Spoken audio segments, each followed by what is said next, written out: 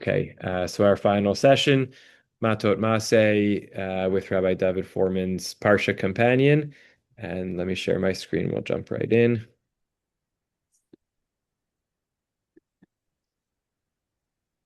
Okay, this is called Of Gilad and Gal'ed.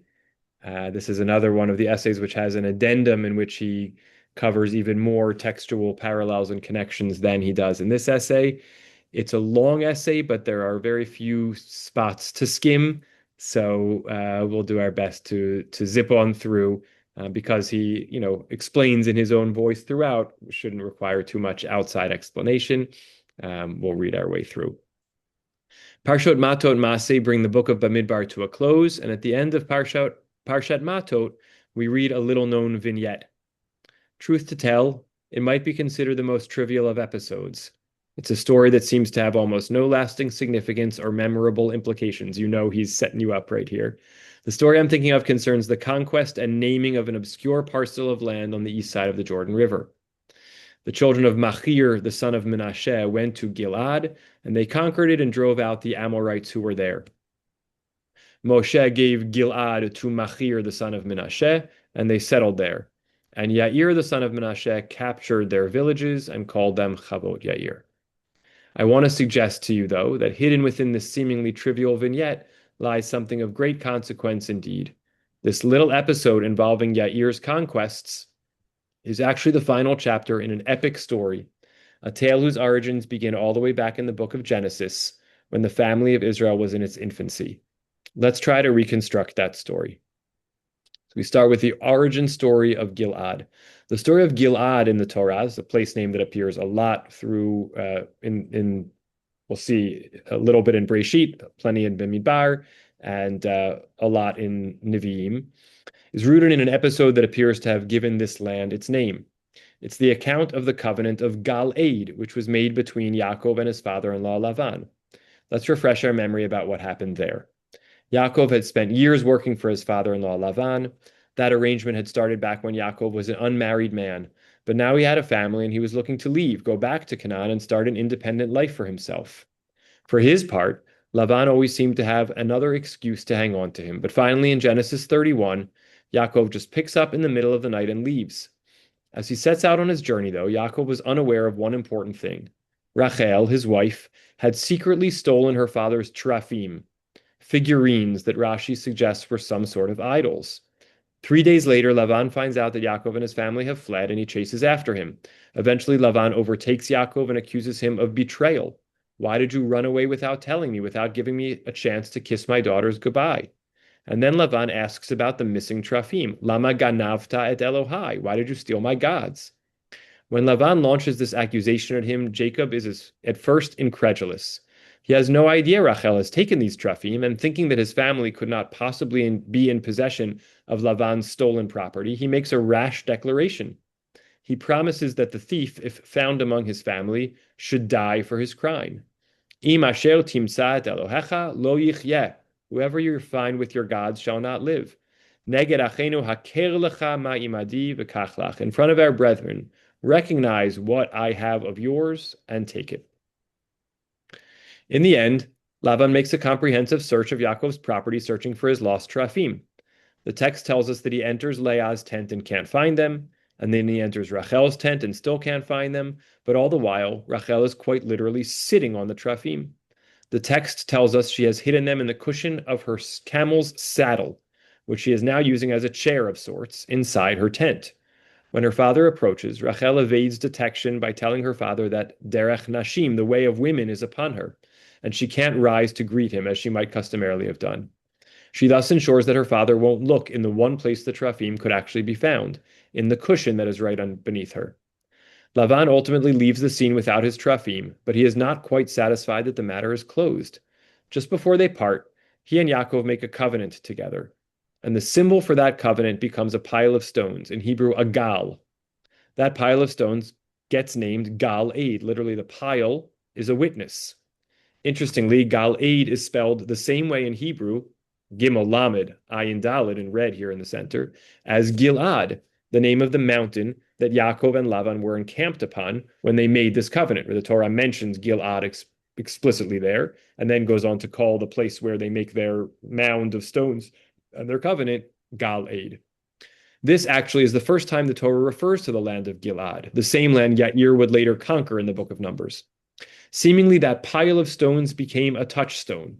That is, the name of the place apparently derives from the name Yaakov ultimately grants to that heap of stones. Now, we don't know that for sure. That's a speculation, but he's pointing out the first time the Torah calls that place Gilad, it also mentions that the covenant that was made there caused the name of that pile of stones to be Gal-Ed.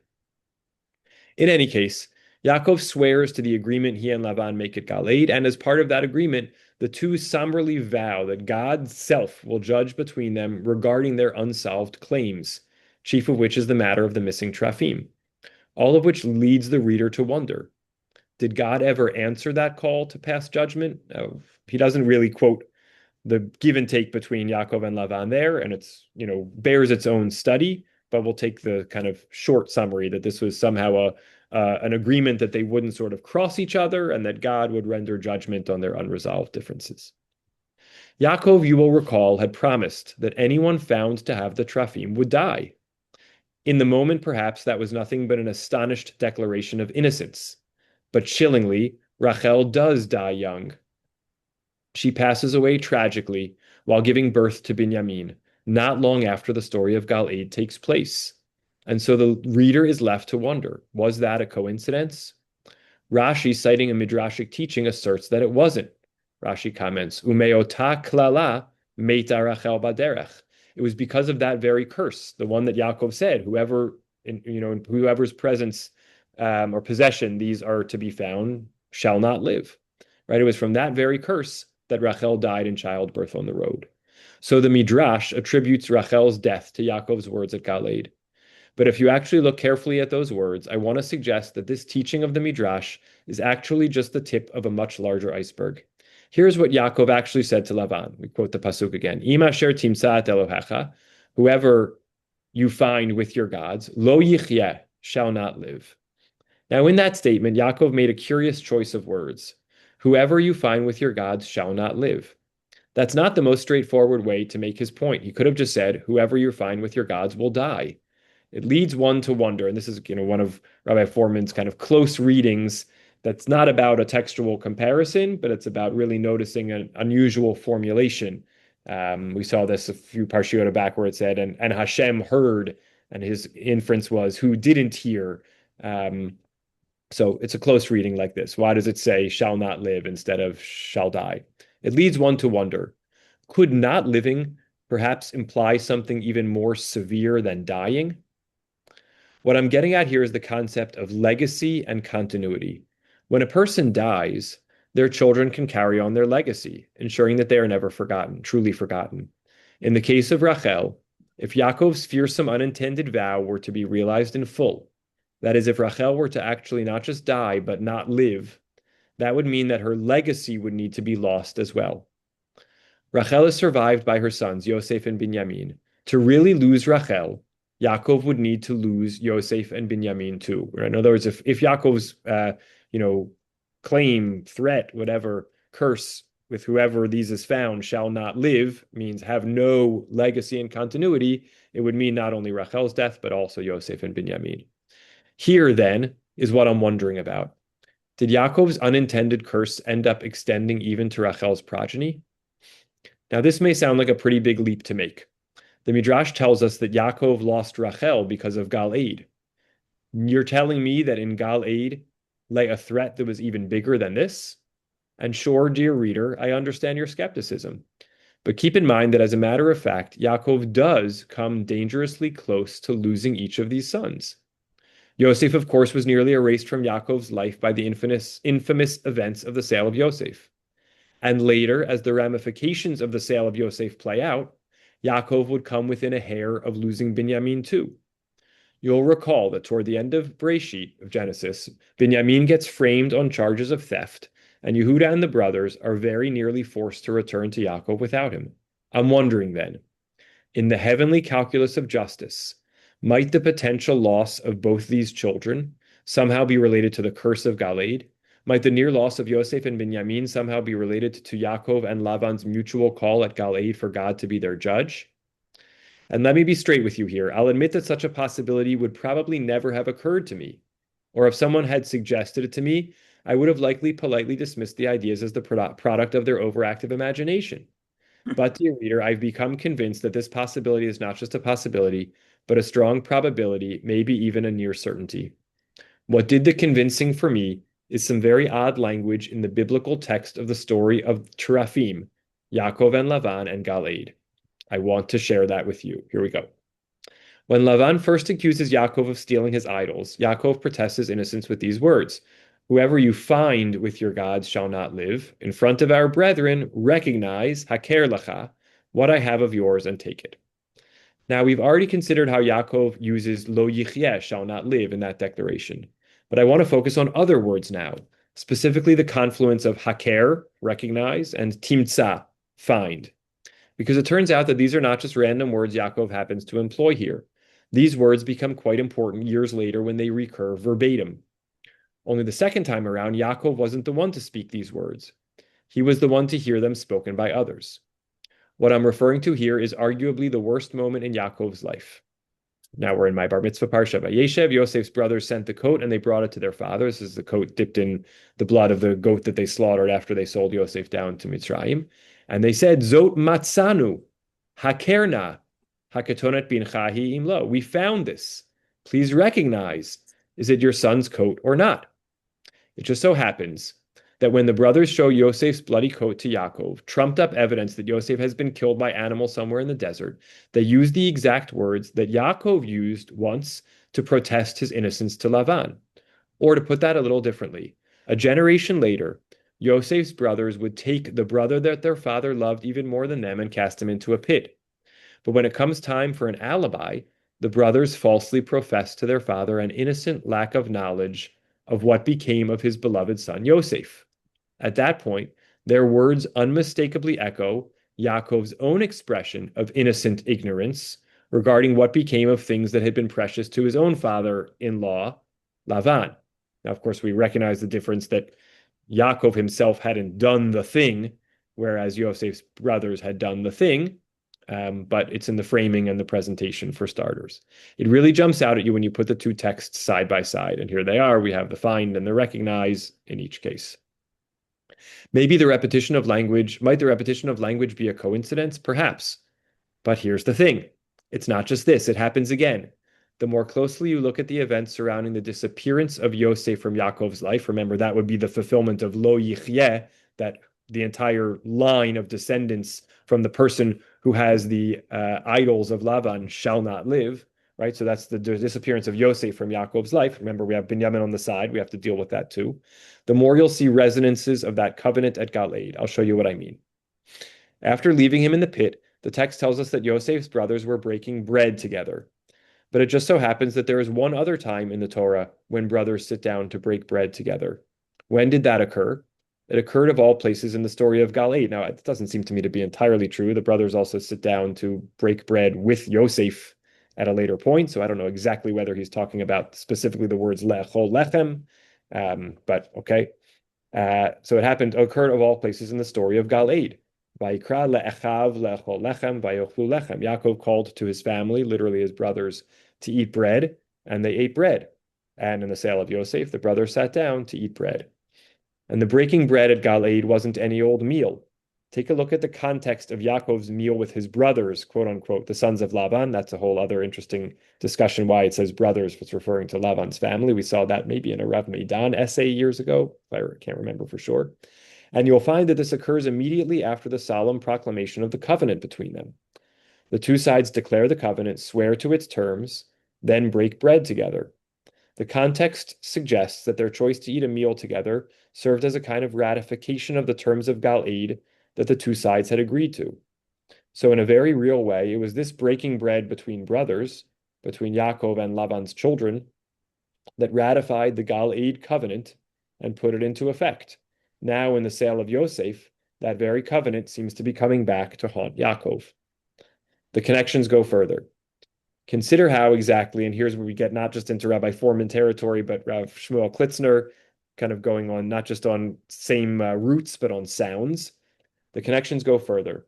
Consider how exactly Rachel evaded detection by her father when he went searching through her tent for the missing trafim. It says Rachel had taken the trafim, Vatisimeim bechar hagamal vateshav alehem.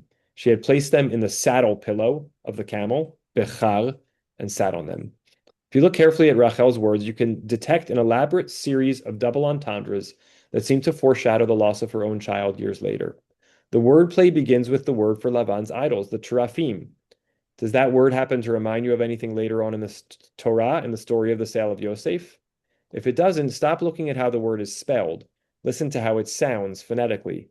Terafim just happens to evoke the exclamatory declaration that Yaakov makes when he sees the bloody coat. Tarof, Toraf, Yosef. Of course, we see there it's a tet in Tarof, Toraf, and Trafim is with a taf, but his point is, for an oral tradition, you would hear Terafim and you would think of Tarof, Toraf, or vice versa. Yosef has been torn apart. It is as if Terafim, a noun in the Yaakov and Lavan story, becomes a series of verbs in the Yosef story. Tarof, Toraf. And in a remarkable extension of the wordplay, keep in mind that Yaakov uses a double form of the word for torn up, tarof, toraf. Well, take two tarofs and put them together in Hebrew, and what do you get? Why, you get terafim. But what does Rachel do with those trafim? Well, in the text of the verse I quoted above tells us that she put them bechar hagamal, in the pillow of her camel's saddle. And think about what a remarkably vivid piece of detail the text gives us here. She didn't simply put them underneath her couch, bed, or chair. She put them in the pillow of her camel's saddle. Bechar, it should be noted, is a highly unusual word. It is not found with this meaning anywhere else in the entire Tanakh. It feels like the text is trying to tip us off to some idea with this highly unusual phraseology. Indeed, here too, wordplay is afoot. To detect what the text has got up its proverbial sleeve with the word bechar, this time do the opposite of what we just did with trafim. Forget how the word sounds, just pay attention to how it is spelled. What else does bet, chaf, resh spell? Yes, you got it. It spells bechor, the word for firstborn son. Add it all up.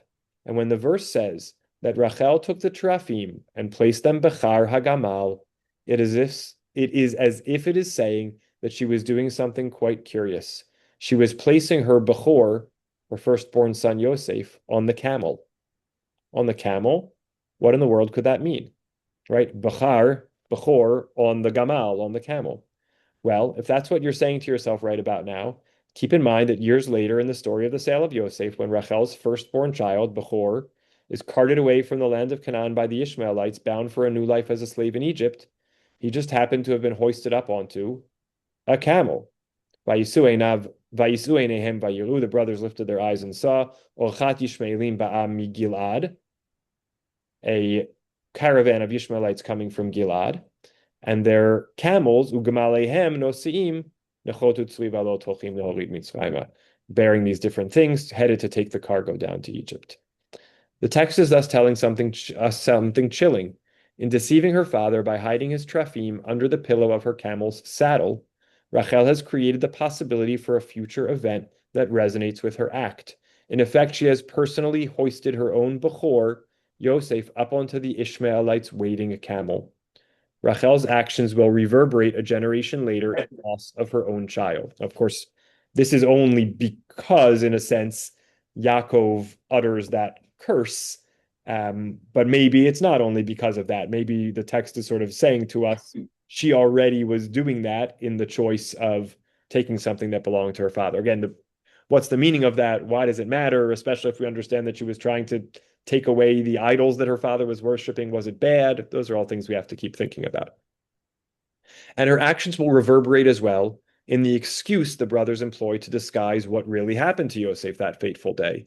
For although the truth of the matter was that Yosef was hoisted up onto those camels and carted down to Egypt, that's not what Yaakov would be given to understand. Indeed, as we mentioned earlier, Yaakov would be confronted with false evidence, a bunch of bloody clothes presented to him by Yosef's brothers. And thus, in a stark way, what goes around comes around. For Rachel, too, had hidden trafim from her father with talk of blood-stained clothes. Rachel said to her father, "Don't be angered, for I cannot stand before you, for the way of women is upon me." In effect, Rachel was saying to her father that it was not worth his while asking her to stand up. All he would find beneath her is a bunch of blood-stained rags. That's a very sharp connection, which is the text is not explicit in the text. You have to understand the implications of what she's saying to gather that reading. I thought that was particularly clever. Finally, there's one more thing we should notice about the sale of Yosef that reminds us of Yaakov's covenant with Lavan at Galeed. You probably heard it already as we were reading before. To see it, I need to call your attention to an apparently trivial detail concerning the moment Yosef is sold as a slave. After the brothers left Yosef in the pit during the meal they ate together, the text tells us that the brothers spied something in the distance. They spotted a caravan of Ishmaelites approaching their position. It is that caravan that will eventually haul Yosef down to Egypt. Now, here's my question for you. Can you recall where this caravan had come from? Do you happen to remember its origin point? I'd excuse you for not remembering. It is, as I said, an apparent triviality. There seems little reason for the Torah to even bother mentioning it. But mention it, the Torah does, and once you notice this origin place, it may well make your blood run cold. Behold, a caravan of Ishmaelites, Ba'a mi-Gilad, was coming from Gilad. The caravan that would find Yosef and cart him down to Egypt came from Gilad of all places.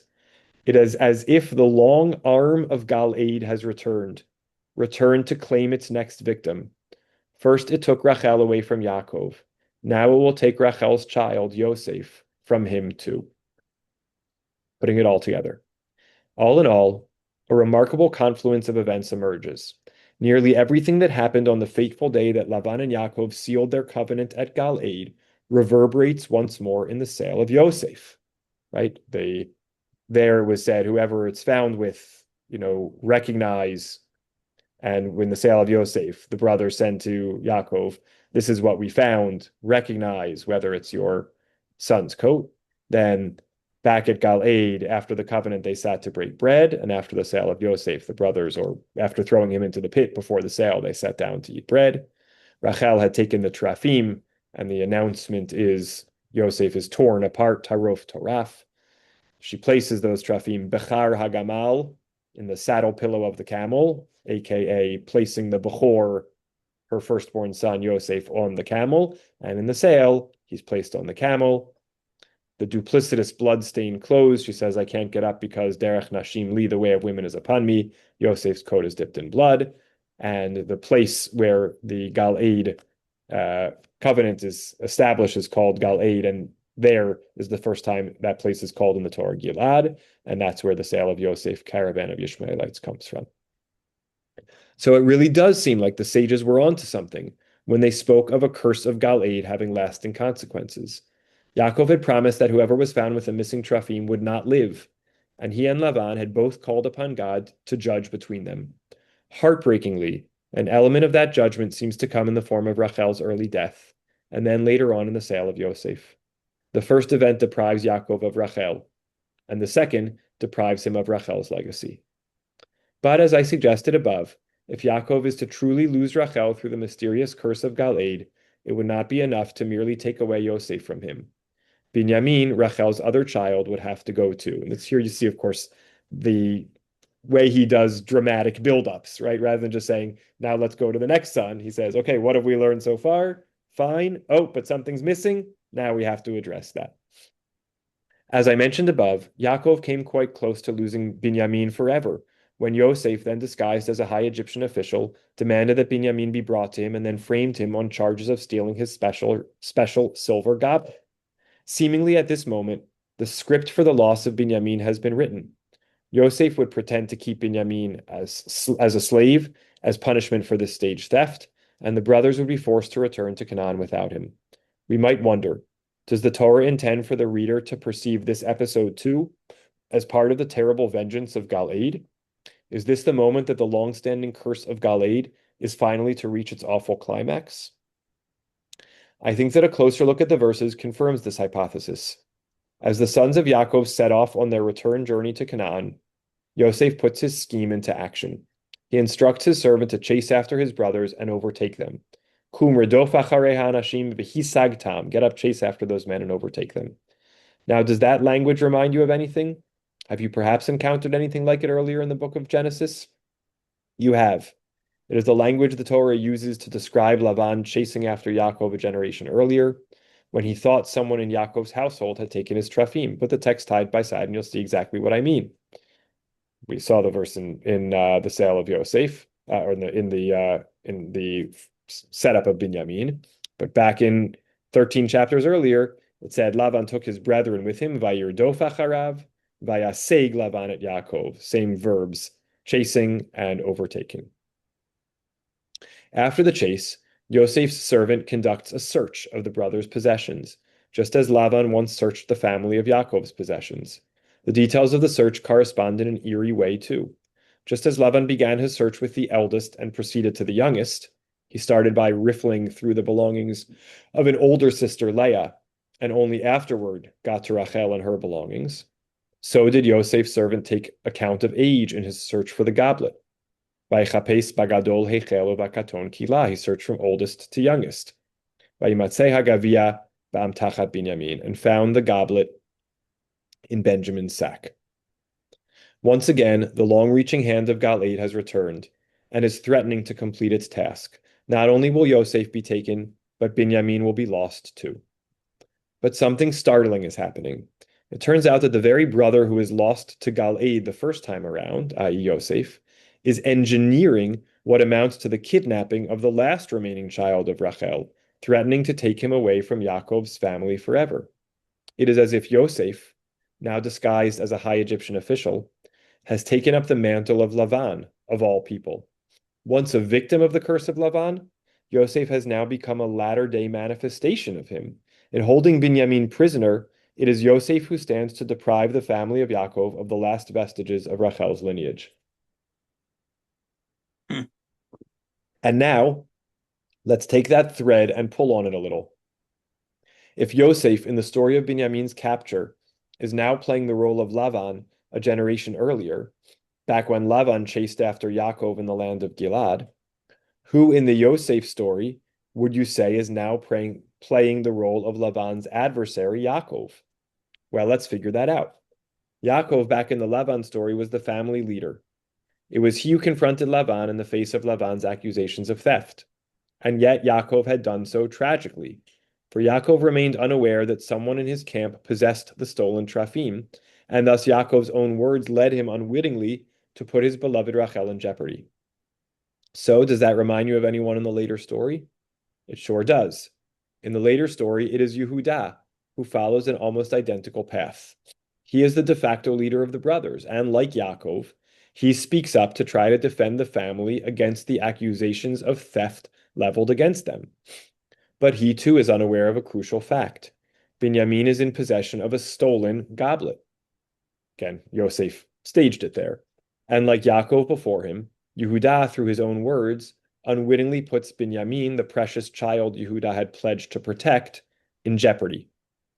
In words that are a virtual replay of Yaakov's, Yehuda tells the disguised Yosef, this latter-day incarnation of Lavan, that the person found to have the stolen goblet will die. Remember, Yaakov had said to Lavan, this is our most frequently quoted verse in this essay, whoever you find with your gods shall not live. Im asher timsa et Elohecha lo yichyeh. Now Yehuda, in the beginning of Parshat Vayigash, says to Yosef, asher yimatzeh, or this is maybe in the end of Miketz, asher yimatzeh oto me'avadecha b'meit, v'gam anachnu niyeh ladoni la'avadim. Whoever of your servants is found, asher yimatzeh, asher timsa, and now instead of lo yichyeh, it's v'meit, shall die, that should be in green, and we too will be slaves to you. It is a haunting moment of deja vu. Just as Yaakov once did, Yehuda has unwittingly sentenced to death the very person he most wishes to protect. The curse of Galeed seems poised to claim its final victim. It seems as if the march of Galeed's curse is inexorable, unstoppable. In the end, though, something, or better, someone, does stop it. At the last moment, the nightmare loss of both Binyamin and Yosef is averted. That heroic someone is Yehuda. As we mentioned above, Yehuda trods the same ground as staked out a generation earlier by his father Yaakov, but he refuses to succumb to the same tragic ending. Instead, against all odds, he finds a way to flip the script. And in doing so, he saves Rachel's last remaining child from the menacing jaws of Galeed. Faced with the seemingly unavoidable loss of Binyamin, Yehuda summons the courage to make an impassioned speech to the high Egyptian official, who in reality is his long-lost brother Yosef. In that speech, he does not resort to any kind of deception or subterfuge. To the contrary, he risks everything and lays out the excruciating truth. He tells the disguised Yosef how he personally took responsibility for Binyamin and pledged to bring him back safely to his father. He tells him that his father has already lost one of the children of his beloved wife Rachel. He couldn't possibly allow him to lose Rachel's last remaining child. And it is here that Yehuda confronts perhaps the most painful truth of all. His father loves Binyamin most of all, like he once loved Yosef most of all. His soul is bound up with Binyamin. Here he's paraphrasing from Yehuda's speech, Benafsho kshura benafsho. Yaakov loves Binyamin so because of his undying love of Rachel, a love that dwarfs the feelings Yaakov had for Yehuda's own mother, Leah. Faced with these truths, Yehuda musters the courage to change course radically. He turns his back on the decision he and his brothers made years ago. Yes, there was a time when Yehuda was willing to sell a child of Rachel into slavery rather than face these truths about his father's love. But today would not be that day. He implores Yosef to take him as a slave instead of Binyamin. How will I go up to my father if the boy is not with me, lest I see the evil that will find my father? Yehuda, by the way, he doesn't mention this here, but the Asher Yimtza, that will find, is the same kind of line that we've seen in the previous, in the Galeed claim and in Yehuda's claim.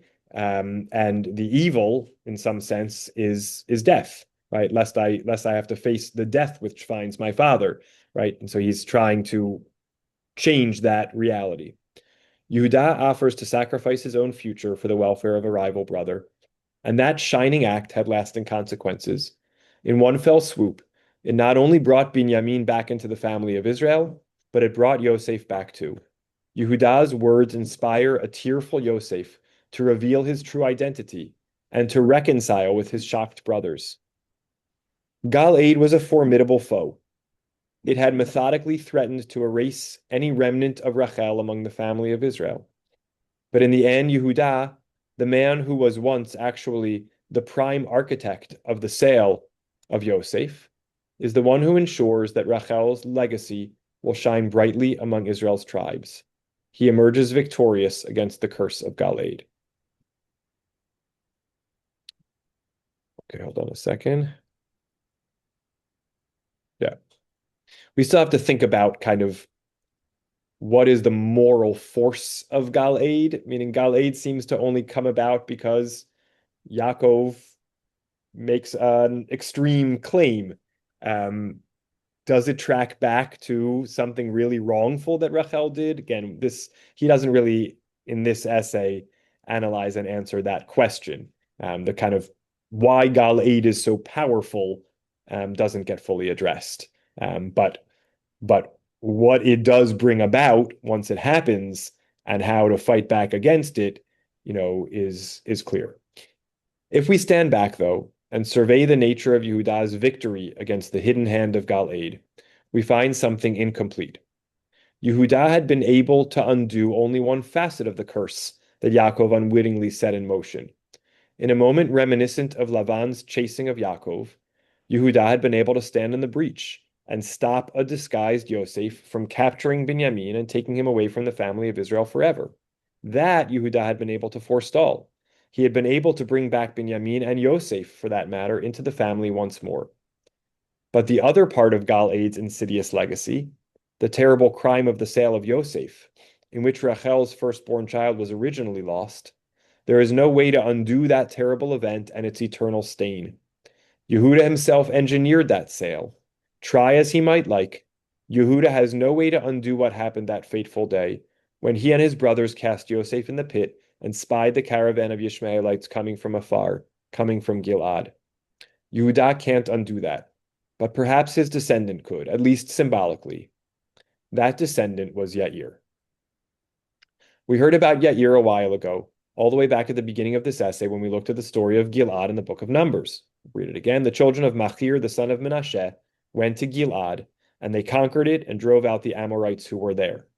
By the way, Rabbi Silber, if I remember right, has an analysis of this and maybe another section a little bit earlier on in the book of Bamidbar, in which he understands this as actually the beginning of the conquest of the land of Israel, even though it's on the east side of the Jordan. This is actually the beginning of the conquest of the land, and that's the responsibility of this next generation. Sort of as soon as we reach Parshat Chukat, and we jump from the second year to the 39th year, the actual conquest of the land begins. And this may be part of that, actually. Moshe gave Gilad to Machir, the son of Menashe, and they settled there. And Yair, the son of Menashe, captured their villages and called them Chavot Yair. If you recall, we were perplexed by the text's attention to the details of Yair's conquests. We asked, what was so important about this man Yair? Why were his conquests of these villages of such note that they needed to be singled out? The key to answering these questions can be found in a sly little trick the text seems to employ when it relates to us Yair's identity. This fellow, Yair, who exactly was he? As it turns out, his identity isn't quite as simple as it seems, because in the above verse in the book of Numbers, we are introduced to Yair as a child of Menashe. And if you were a reader of the book of Numbers and you happened on that verse, you'd be excused for thinking that Yair was a member of the tribe of Menashe. After all, according to the text, he is Yair ben, the son of Menashe. But mysteriously, another book in the Tanakh suggests that Yair wasn't actually a member of the tribe of Menashe at all. As it turns out, the book of Chronicles, this is Divrei Hayamim, Chronicles 1, chapter 2, verses 21 to 22. The book of Chronicles begins with the basically lineages of the tribes of Israel. As it turns out, the book of Chronicles fleshes out a more expansive picture of Yair's lineage, and therein we learn to which tribe Yair really belonged. And afterward, Chetzron went in to the daughter of Machir, the father of Gilad, whom he took to wife when he was 60 years old, and she bore him Seguv. And Seguv fathered Yair, who had 23 cities in the land of Gilad. What Chronicles adds is the fact that Yair had a grandparent, a paternal grandfather, namely Chetzron, from the tribe of Yehudah. Since the Torah assigns tribal affiliation through patrilineal descent, that places Yair squarely as a member of the tribe of Yehudah. Here's how Chronicles presents Yair's family tree. Okay, so we have Yehudah. We go back to, Breshit. We know that Yehudah and Tamar have twins, Peretz and Zerach. We know from the book of Ruth, for example, that Peretz gives birth to Chetzron. And then we understood from Chronicles that Chetzron marries a daughter of Machir, Machir the son of Menashe, the son of Yosef. So we have a grandson of Yehudah marrying a grandson of Yehudah marrying a great-granddaughter of Yosef. They have Seguv, and Seguv has Yair. And so we have Yair belonging to the tribe of Yehudah, but also being a descendant of Menashe. Why then does the book of Numbers call Yair ben Menashe, a child of Menashe, if he's clearly a card-carrying member of the tribe of Yehudah? Dear reader, I'm glad you asked. Allow me to suggest a theory. When the book of Numbers relates to us the tale of Yair's conquest, it wasn't just any old land that Yair had conquered. He had conquered Gilad, a land with a storied and painful past for the family of Israel. That makes all the difference in the world. Yehudah's role, as we've seen, was not inconsequential in the story of Gal-Eid. Neither was Yosef's. And now, at the end of Numbers, in Yair's conquest, all three of these participants, Gilad, Yosef, and Yehudah, intersect one more time. Centuries after Yehudah emerged victorious against the menace of Gal-Eid's curse, a descendant of Yehudah picks up Yehudah's baton for one last relay in the race against the legacy of Gal-Eid. Yair captures the land of Gilad, Gal-Eid's namesake, and the place where the confrontation with Lavan and the covenant at Gal-Eid actually occurred. But how Yair does this, under whose banner he does it, symbolically rights an old wrong, an ancient stain on the name of Yehudah. As we saw earlier, Yehudah brought the family of Israel together and restored Yosef and Binyamin, the children of Rachel, to its ranks. He could not, however, undo the actual sale of Yosef. That sale, in hindsight, had cataclysmic reverberations. Yosef was the first Israelite slave in Egypt. That sale catalyzed, it's an interesting way of saying it. He was a servant. He was an employee of Potiphar in Egypt, and and through his family coming down, slavery in Egypt began. That sale catalyzed the family's descent to Egypt for what would become hundreds of years of slavery. Yair can't reverse that. No one could. But he could do the next best thing, and he would do it at a very propitious moment. Centuries earlier, when the long arm of Galeed took Yosef down to Egypt, it marked the moment when the family of Israel first began to leave the land of Canaan. Now, as the book of Numbers winds down, Israel was beginning its process of return, and the conquest of Gilad on the west side of the Jordan. I forgot that. West side of the Jordan Transjordan. Yeah, began. it is West Side. Yeah, It was on the west side. Okay, help begin that process. But it yeah. wasn't just a geographical victory. Yair's act would be the final rebuff of Galeed. For this child of Yehudah didn't just conquer Galeed.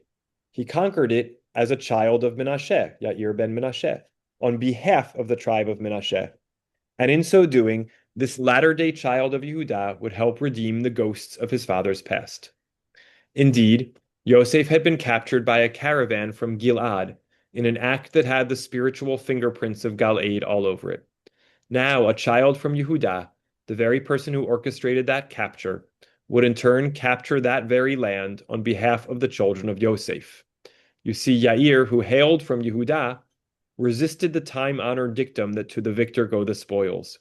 He chose not to claim the land for the tribe of Yehudah, as might have been his right.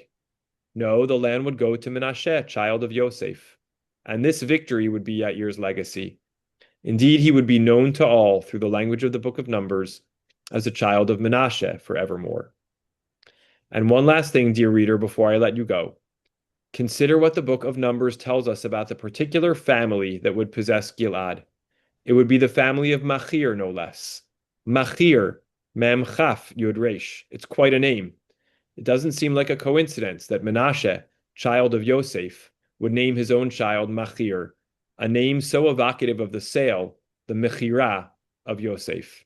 In assigning his conquest to the family of Machir, indeed in linking himself so closely to Machir, Yair, this scion of Yehudah, acts perhaps with the ultimate solidarity toward the children of Yosef and their blackest moment, and turns his back on the divisive legacy of Galeed forevermore.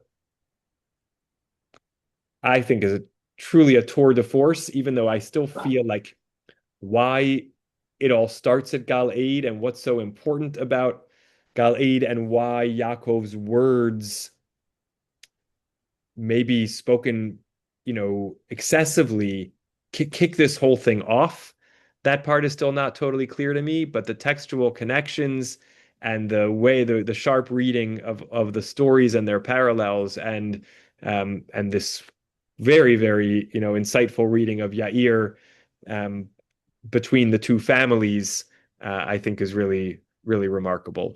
Um, so again, I think there's some of the meaning still needs to be plumbed, but the textual connections and the way this story sort of echoes through Bereshit and now kind of finds its final loose ends being tied up, and just the additional dimension that this adds to the kind of story and legacy of the sale of Yosef, and the way it lifts up the significance of some otherwise trivial seeming dimensions of the Torah and of the narratives, I think is really remarkable.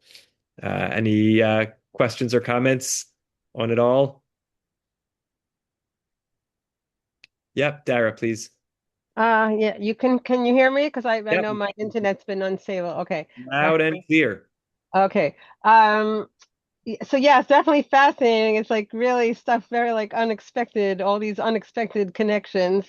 I have two questions. One, I'm just like I wasn't sure that I caught the motivation for the Yair of doing of con making the conquest of that land for the tribe of Menashe. Was that spelled out? Because Yeah, I didn't quite get it. I think if I understood correctly, the argument was that, the sale of Yosef uh, kind of comes from Gilad, and so Gilad is a part of the kind of the direction. I don't know if that's exactly the right word, or the instigation somehow of the sale of Yosef. And and then Yair claims Gilad for for Menashe, i.e., for Yosef, as kind of a uh, compensation, or a closing the circle back. Even though he comes from Yehuda, but he sort of gives back to Yosef something which Yehuda, as the engine of the sale of Yosef, that again that the journey down through Yehuda comes from Gilad, um, you know, then restores to Yosef. His point was that Yehuda can never fix the sale of Yosef, but a descendant of Yehuda conquering the land that was the instigation, the origin place through which the sale of Yosef comes, conquering that land and giving it not to himself, but to the family of Yosef, is some way of repairing that rupture. So, but on a pshat level, like is like that doesn't say anything about the motivation. Like what, yeah, just like on a pshat level, it doesn't say anything on this that specific individual's like personal motivation or anything. Right, right. It's all being inferred from the fact that Yair is called Ben Menashe when he's really belongs to the tribe of Yehuda. Okay. So my other question, it's like may sound very trivial, but it's like it actually was a little bit shocking to me when I was reading that part that says, when it's talking about about Rachel hiding the Trafim in the Bakar Hagamal, but Yes, then and he's Rabbi Foreman is saying that it was that she put it in the tent. And so, like, why I found that shocking is because I always, every time I read it in the Chumash, I'm always picturing her. I'm picturing Rachel on the Gamal yes, in that moment, like while that's actually happening.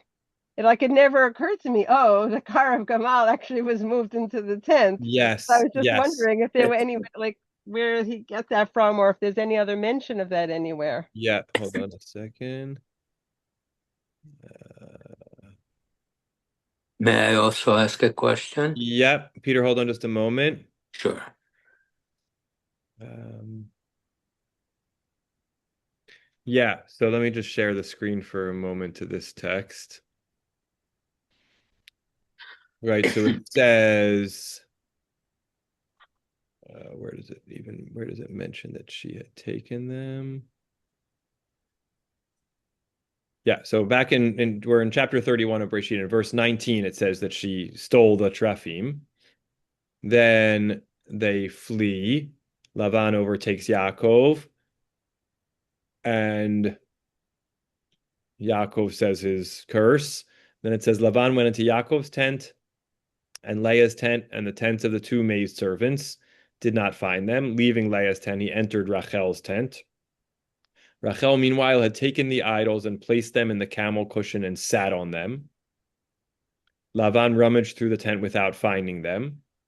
She said to her father, let not my lord take an amiss that I cannot rise before you, for the period of women is upon me. Thus he searched, but he could not find the household idols. So I guess the question is, I do think both readings are possible, meaning I think it could still be he went through the tents and couldn't find them. She was sitting on the camel cushion on a camel, and she said, sorry, I can't get up. But it seems less likely. Like, how would one get up, you know, um, stand up from on the camel, dismount the camel? So I agree with you. I always assumed, based on the description, that she was sitting on them on a camel. But I think this actually makes more sense. Also, probably, I don't know how, they were probably pretty small, but it's easier to disguise them when sitting on a camel cushion on the floor than when sitting on a camel cushion on a camel. So I agree with you. I don't think I had ever thought about that shot point before, but it does seem correct to me. Okay, thanks. Absolutely. Peter? So, just on Rachel's motivation of stealing the idols, she was trying to improve her father by doing that. She was not doing it for her own self to have these idols, right, for her own use. Am I understanding it correctly? Yes, it's a really interesting question. I think he mentions in a footnote, hold on a moment, see if I can find it. I mean, he was not a believer, so why did she Yes. care? Yes. She was an So idol worshiper. yeah, so in the first footnote, Rabbi Foreman says, while the text doesn't make clear Rachel's motivation, Rashi opines that Rachel did it to distance her father from idolatry. Rashbam, on the other hand, theorizes that Lavan used the trafim as an instrument of divination, and Rachel feared that if her father remained in possession of them, he might be able to quickly realize through their power as an oracle that Yaakov and his family had absconded. I do Oh, think that there are other interpretations. They may be more contemporary that just suggests that she was leaving her father's. Remember, Yaakov does rush them out in the end, and as much as he's convinced them that Lavan has turned away, from Yaakov and from the family, he's still rushing them out of their, lifelong home. And I do think it's plausible to imagine that she took the Trefim because they reminded her of home, or because it's not so easy to part from the, again, Trefim. I'm not a scholar of the ancient Near Eastern religion, but you could worship God and Trafim, and God wouldn't like that, but that wouldn't necessarily be mutually exclusive to a person of that time. So I do right. think it's possible that she took the Trafim because she didn't want to leave them behind. They reminded her of her home religion. So I do think that's possible. Yeah. And one other point is just an observation. I visited Kever Rachel in Israel on the way to Hebron, and I wish I would have known all of this then. This Yeah. goes back about more than 10 years, and it's really an amazing sight. Yes. Anybody else was lucky enough to visit the Kever? It's not so far from Yes. We Yerushalayim. have we have a few hands raised. So yes, Oh, you absolutely. do? Okay. You're just reminded being there, and then we davened. I don't remember what, maybe just some Tehillim, but it was so I was just reminded of that in this story. Thank Beautiful. you. Beautiful. Bracha and then Tati James.